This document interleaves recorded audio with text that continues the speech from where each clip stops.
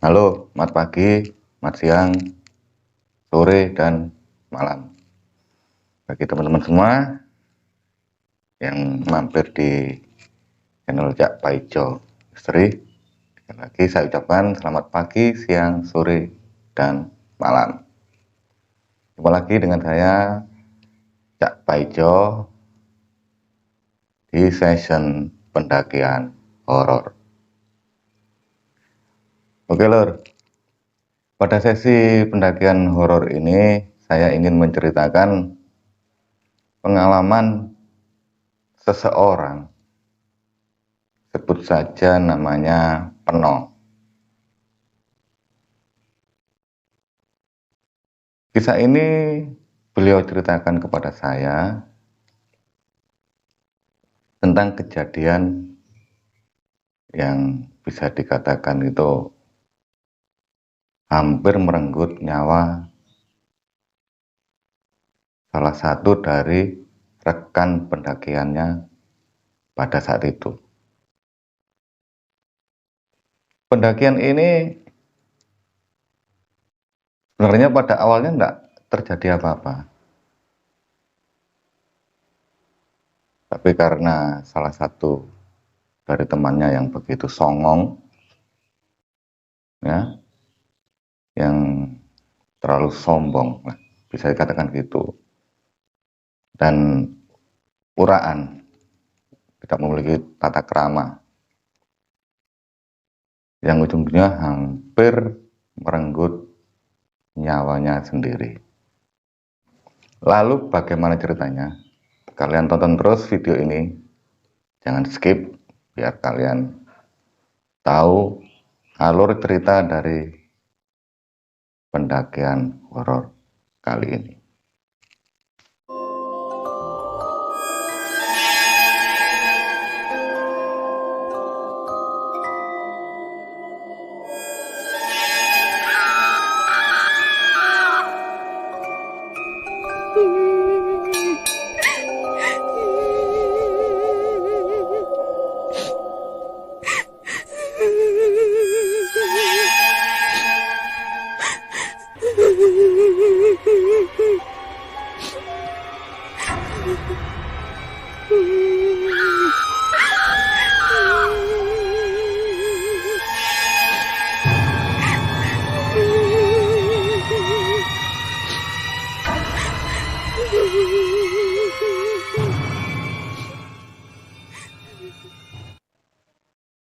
Oke lor,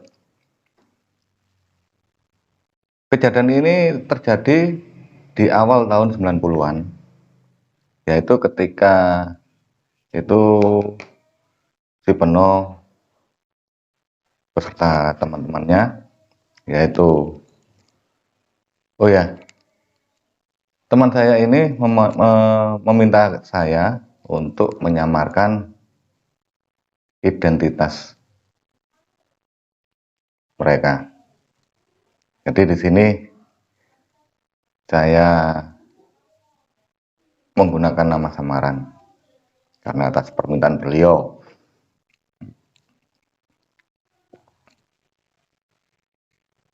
Pendakian ini dilakukan sekitar tahun 91.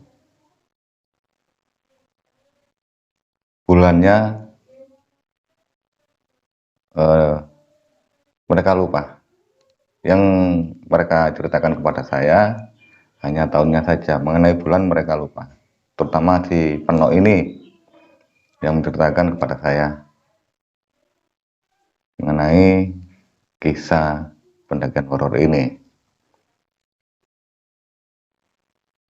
Jadi si Peno ini beserta dengan teman-teman yang lainnya ini adalah bisa dikatakan suka sekali, hobi sekali dengan mendaki. Boleh saya ceritakan sedikit background dari mereka adalah pada saat kejadian mereka adalah seorang siswa, yaitu masih sekolah. Jadi mereka masih sekolah di salah satu STM di daerah Surabaya. tapi nggak perlu saya sebutkan SCM mana, karena atas permintaan beliau. Jadi si Peno beserta rekan-rekannya, yaitu bisa saya sebutkan, ntar saya lupa ini.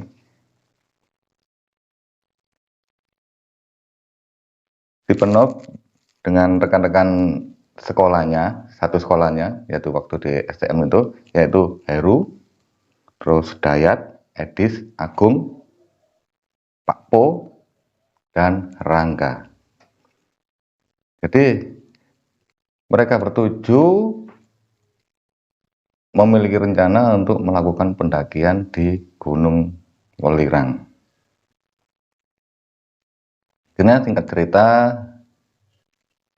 mendekati hari H pendakian, mereka pun prepare, packing perbekalan untuk melakukan pendakian. Dan pada suatu malam,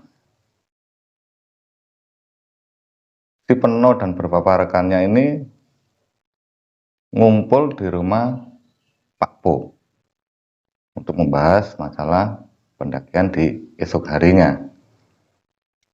Ketika mereka asik ngobrol, tiba-tiba salah seorang tetangga Pak Po yang kebetulan usianya masih sama, sepantaran lah, itu datang dan ikut nimbrung. Akhirnya ngobrol-ngobrol, ternyata tetangga si Pak Po ini, sebut saja si Kipli, itu tertarik untuk ikut melakukan pendakian ini. Tapi dari rekan si Peno yang lainnya, termasuk Pak Po, sebenarnya sangat keberatan kalau si Kipli ini ikut misi pendakian ke Welirang kali ini. Karena dari cerita si Pak Po, si Kipli ini sangat bisa dikatakan itu nggak tahu aturan, nggak punya aturan. Unggah-ungguhnya nggak ada. Tapi karena si Kipli ini bisa dikatakan itu memohon agar diizinkan untuk ikut rombongan mereka. Akhirnya singkat cerita mereka pun mengizinkan si Kipli untuk ikut misi pendakian ke Welirang kali ini. Singkat cerita, keesokan harinya mereka pun berangkat menuju ke area Kusuma Bangsa. Dengan berjalan kaki, mereka pun berangkat ke Jalan Kusuma Bangsa untuk naik bis kota jurusan Bungkrasi. Akhirnya mereka pun dapat, dan ketika sampai di Terminal Bungkrasi, mereka pun menunggu bis yang menuju area Pandaan. Dengan singkat cerita, mereka pun dapat bis, naik, dan bis pun meluncur ke area Pandaan. Sampai di area Pandaan, mereka pun turun di terminal Pandaan. Rombongan si Peno dan Pak Po ini pun turun. Dan waktu itu masih menunjukkan pukul sekitar jam 5 atau setengah 6 sore. Setelah istirahat sebentar, akhirnya mereka pun naik angkutan desa menuju area Tretes, yaitu ke pos pendakian lewat Tretes. Singkat cerita, mereka pun sampai di pos pendakian, yaitu pos pendaftaran. Mereka sempat istirahat dan makan di sana. Dan setelah mereka melakukan pendaftaran, tepat jam 7 malam, mereka pun akhirnya melakukan pendakian. Pada awal pendakian, si Kipli ini sudah diberitahu sama si Peno dan Pak Po agar ketika melakukan pendakian tolong dijaga sikapnya, jangan terlalu frontal, jangan terlalu ugal-ugalan dan uraan, tolong dijaga. Kipli pun hanya bisa menuruti saran dari si Peno dan Pak Po. Ya, singkat cerita, akhirnya pendakian pun dimulai. Dan sebelum melakukan pendakian, mereka pun sempat berdoa agar pendakian ini tidak terjadi apapun, tidak ada gangguan apapun, dan ketika balik mereka semua dalam keadaan sehat dan selamat. Setelah mereka berdoa, akhirnya mereka pun lanjut melakukan perjalanan untuk menuju ke atas, yaitu pendakian. Setelah melakukan perjalanan sekitar hampir 20 menitan, mereka pun sampai di pos pertama, yaitu Pait Bocor. Dan ketika sampai di sana, mereka pun berhenti untuk mengambil perbekalan minum untuk perjalanan pendakian kali ini. Sambil ngobrol ngalor ngidul, dan ada sebagian yang merokok. Dan setelah tempat air yang kebetulan mereka membawa 2 jerigen yang berkapasitas 5 liter. Setelah mengambil air dan kedua jerigen terisi penuh, mereka pun melanjutkan perjalanan menuju pos kedua, yaitu Kopopan. Karena terlalu banyak ngobrol dan bercanda, akhirnya setengah 9 mereka pun lanjut menuju Kopopan. Dan singkat cerita, perjalanan pun dilanjut. Dalam perjalanan dari Pait Bocor ke Kopopan, semua masih berjalan dengan normal. Meskipun si Kipli mulai membuat ulah yang memang si Kipli ini bisa dikatakan dia bukanlah seorang pendaki atau memiliki jiwa petualang seperti si Peno dan Pak Po beserta teman-teman yang lainnya. Akhirnya singkat cerita, sekitar jam 1 malam mereka pun sampai di Kopopan. Mereka pun sempat berhenti sejenak, dan akhirnya mereka pun lanjut. Habis makan-makan ala kadarnya, cemilan, merokok dan ngobrol, akhirnya mereka melanjut menuju pos base camp, yaitu pondokan. Ya, mereka berjalan lagi, ya tetap seperti semula, keadaan masih normal-normal aja, nggak ada kejadian yang horor. Akhirnya mereka pun tepat pukul 5 pagi, mereka pun sampai di pondokan, yaitu pos ketiga dari pendakian Gunung Lirang. Ya, mereka pun cari gubuk yang ada di sana atau yang biasa dipergunakan oleh penambang belerang, karena di pondokan ini merupakan adalah pos bagi para penambang belerang untuk mengumpulkan belerang yang sudah mereka ambil dari Kawah Welirang. Akhirnya mereka pun mendapatkan gubuk di sana.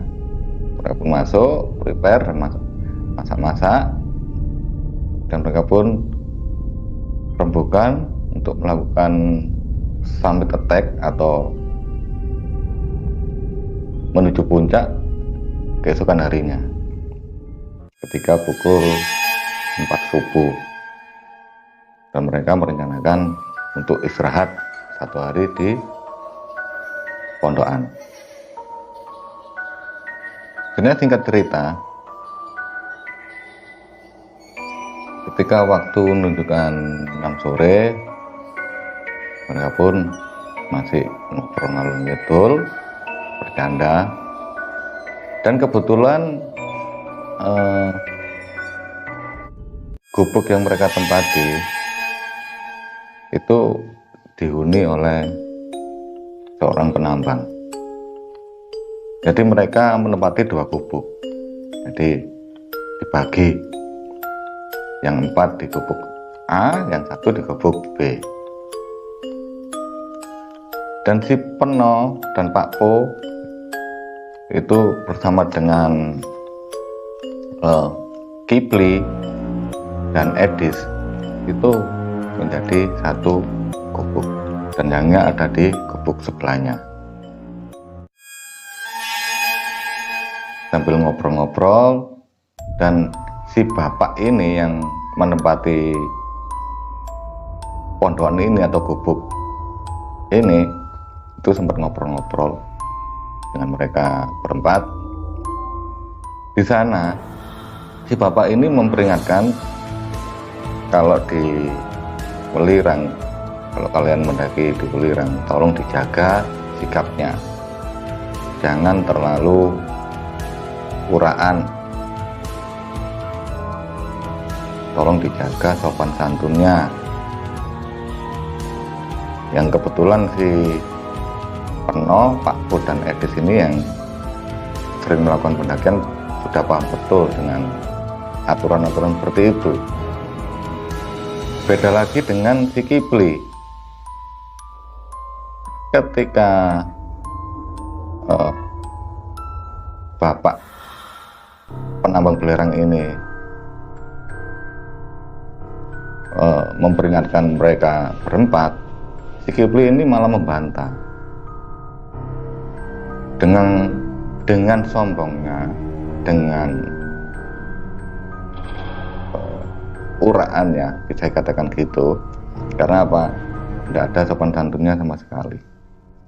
Ya mungkin dia nggak paham mengenai aturan dalam sebuah pendakian. Ketika bapak penambang ini memperingatkan, malah dibantah oleh si Kipli. Dengan sombongnya dia mengatakan, "Halah, nggak ada Pak, masalah hal-hal kayak gitu tuh nggak ada Pak. Ya kalau kamu nggak percaya, ya saya minta kamu nggak usah neko-neko, cukup diam saja, nggak perlu ngomong seperti itu," sambung bapak yang menempati gubuk ini atau bapak penambang belerang ini. Meskipun sudah diperingatkan seperti itu, si Kipli ini tetap saja nyerocos kayak gitu. Dia membantah apa yang dikatakan oleh si penambang ini. Dengan sedikit jengkel, si Pak Po ini memperingatkan Kipli, tolong dijaga sikapnya, tolong dijaga omongannya, karena kita berada di gunung, di tengah hutan. Kita di sini sebagai tamu, tolong hargai tuan rumah. Yang dimaksud si Pak Po ini adalah tuan rumah di sini adalah makhluk-makhluk yang dalam tanda kutip bisa katakan jin atau setan atau apapun yang ada di sana. Tetap saja si Kipli ini ngebantah membantah apa yang dikatakan oleh si Pak Po. Melihat ini, si Edis nggak serantan, langsung aja diseplak kepalanya atau dipukul, sambil emosi si Edis ini bilang, kamu kalau nggak mau diingatkan, kalau ada apa-apa jangan minta tolong ke teman-teman, jangan cari masalah, kasihan teman-teman yang lainnya. Kalau kamu nggak percaya, cukup tutup mulut, diam, jangan banyak omong seperti itu. Karena melihat si Edis emosi seperti itu, si Kipli pun mulai diam. Mungkin dia takut juga, karena si Edis marah seperti itu. Karena singkat cerita, waktu pun berjalan, tanpa mereka sadari waktu sudah menunjukkan jam 11 malam. Akhirnya si bapak penambang belerang ini pun sudah tidur. Pak Po, Peno, dan Edis pun juga mulai siap-siap untuk tidur, istirahat. Karena besok harinya jam 4 subuh mereka harus melakukan summit attack ke puncak Ulirang. Itu juga dengan si Kipli. Si Kipli pun juga rebahan, berusaha untuk tidur. Tapi setelah berapa jam, si Kipli ini tidak bisa tidur. Dia merasa kurang tenang, meskipun dari ketiga rekannya yaitu Pak Po, Edis, dan Peno sudah tidur pulas, dan juga bapak penambang belerang ini sudah tidur pulas. Si Kipli ini tetap tidak nyaman untuk tidur. Akhirnya singkat cerita, waktu menunjukkan pukul 2 dini hari. Tiba-tiba si Edis ini mendengar suara orang kayak memberontak. Kayak,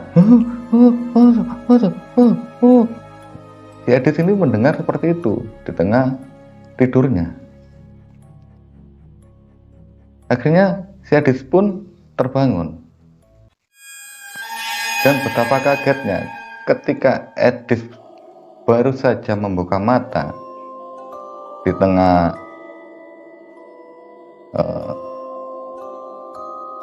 tubuhnya yang masih belum sadar sepenuhnya, dia kaget melihat ada sosok bayangan yang berada di atas api unggun yang ada di dalam gubuk. Perlu kalian ketahui, di dalam gubuk para penambang ini memang ada space atau sedikit area untuk masak, dan juga biasa digunakan untuk membuat api unggun kecil-kecilan untuk menghangatkan ruangan gubuk. Nah, si Edis ini melihat ada bayangan seseorang yang kepalanya itu dekat sekali dengan api unggun yang ada. Meskipun api unggun tidak terlalu besar, hanya tinggal bara apinya saja dengan sedikit api kecil. Melihat pemandangan seperti ini, si Edis pun langsung terbangun.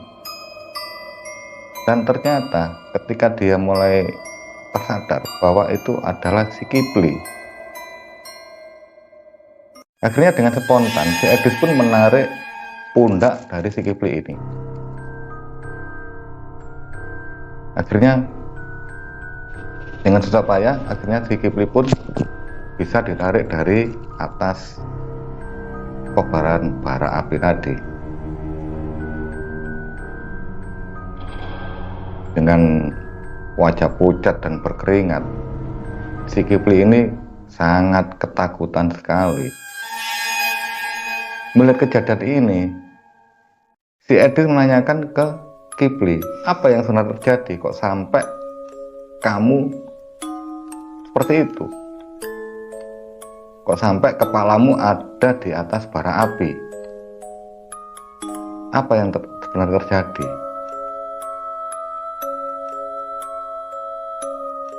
Akhirnya si Kipli pun menceritakan bahwa ketika dia sedang rebahan dan barusan tidur nyenyak, si Kipli ini merasa ada yang membangunkan. Dan ketika dia terbangun, dia merasa ada yang menarik badannya untuk mendekati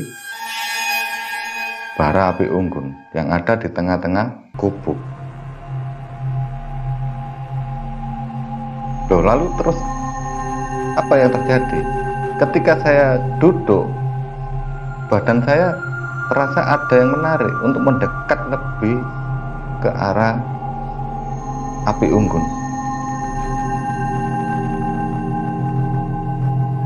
Dan si Kipli ini menceritakan bahwa tarikannya itu sangat kuat sekali. Dan kalian tahu siapa yang menarik si Kipli sampai dia berada di atas bara api dan hampir kebakar kepalanya. Jadi kepala si Kipli ini tepat di atas bara api. Kalau bisa saya gambarkan,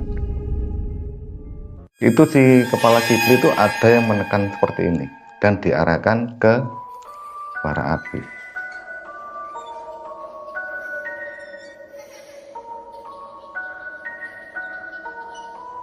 Dan si Kipli menceritakan bahwa ada sosok nenek-nenek dengan muka hancur, habis terbakar, itu menarik dia ke arah bara api tadi.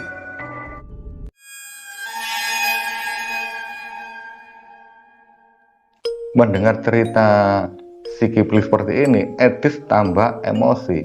Akhirnya si Kipli ini pun diseplak lagi kepalanya sama si Edis. Dengan emosi yang meluap, Edis mengatakan, makanya kalau dikasih tahu jangan membantah. Kalau kamu nggak percaya, lebih baik diam, jangan membantah seperti itu. Karena kita berada di tengah hutan, kita nggak tahu apa yang ada di sekitar kita. Kalau sudah begini, kalau sampai kamu tadi masuk ke dalam bara api itu, bagaimana? Akhirnya mendengar keributan seperti ini, si Peno sama Pak Po dan juga penambang belerang ini, akhirnya mereka bertiga pun terbangun dan menanyakan apa yang terjadi. Akhirnya setelah diceritakan kronologinya, si Kipli pun dikasih pengarahan oleh bapak si penambang belerang dan juga teman-temannya, tolong dijaga.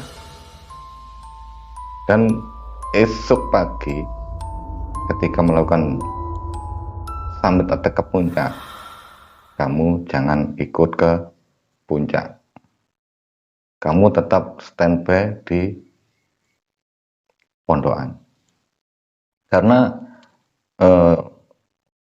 bapak penambang belerang dan juga si Peno, Pak Po dan Edis khawatir kalau terjadi apa-apa di puncak. Akhirnya si Kipli pun menurut.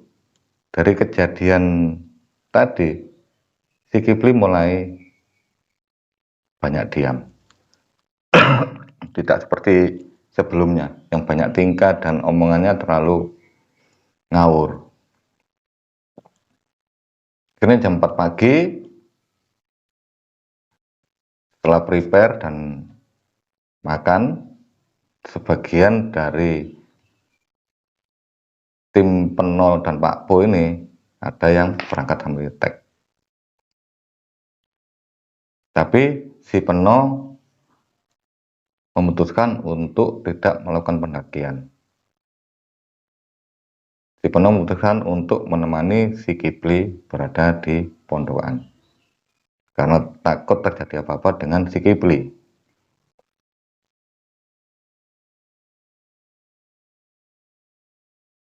Karena si Peno masih belum percaya dengan si Kipli sepenuhnya. Melihat karakter si Kipli seperti itu. Saya singkat cerita, sekitar waktu menunjukkan pukul 10 pagi, rekan-rekan si Peno dan Pak Po ini pun akhirnya sampai di pondokan lagi. Setelah mereka istirahat, makan-makan, akhirnya mereka pun lanjut turun ke bawah. Ketika melakukan perjalanan turun, keadaan kembali normal, tidak ada suatu kejadian apapun yang sampai mengganggu perjalanan mereka. Tapi di sini yang perlu kita ambil hikmahnya dari kejadian ini adalah bagaimana kita menempatkan diri di tempat lain atau di tempat yang belum kita kenal. Karena apa? Satu, kita di manapun berada, terutama di gunung, di tengah hutan, kita ibaratnya adalah seorang tamu. Jadi ya, kita harus menghargai tuan rumah. Ingat, menghargai bukan berarti kita takut atau sujud kepada mereka. Kita cuma menghargai keberadaan mereka. Jangan ganggu mereka. Kalau logikanya, kita bermain ke rumah orang lain atau ke rumah teman, tetangga atau siapapun lah. Nah, ketika kita berada di rumah mereka, kita berbuat seenaknya sendiri. Kita berbuat sesuatu tanpa aturan, dan yang bisa dipastikan si pemilik rumah bakalan marah.